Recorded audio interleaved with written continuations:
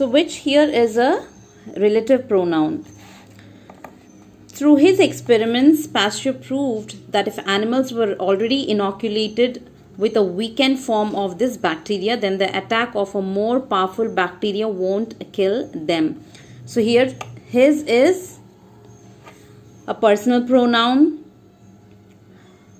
Even that is a pronoun, but it's not personal. It is a relative pronoun with a weakened form of this bacteria. This is again a demonstrative pronoun.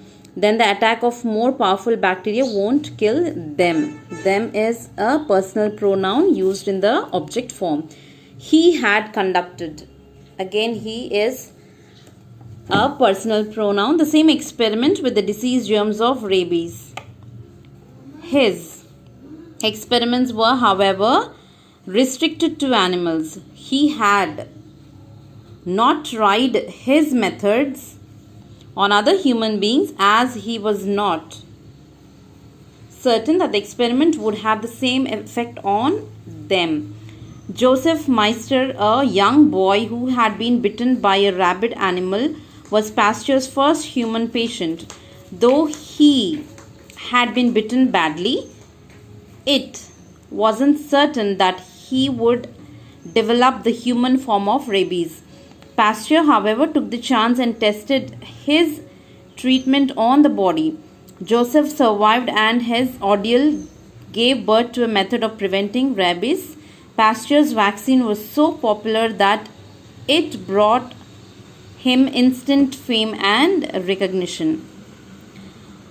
Okay, so that's about personal pronouns. Then in the next question, you have to write if the pronoun is in the subject or in the object position. So subject, if the pronoun is in the subject position, we call them as subjective pronoun. If they are in the object position, we call them as objective pronouns. I'll give you one, we'll do one question here. I invited Suresh to dinner last night. So here underlined is I, and I we always use in the subjective form. So it is a subject. Send me a copy of the report by tomorrow. Again, send me. So me is in the object position. We never use me in the subject position. It always is used in the object position. So do the remaining questions here. Interrogative pronouns. So you all know interrogative pronouns are like who, whose, whom, what, the WH questions. So do this exercise as well as your homework. Demonstrative pronouns also do it on your own. Demonstrative pronouns like this, that, these and those. Now indefinite pronouns. What are indefinite pronouns? They stand in place of nouns without specifying any person, animal or thing. They can either be singular or plural. So indefinite pronouns, we do not refer them to a particular person or a thing. We talk about it in general. We give general statements. We don't particularly point out to one person or one object.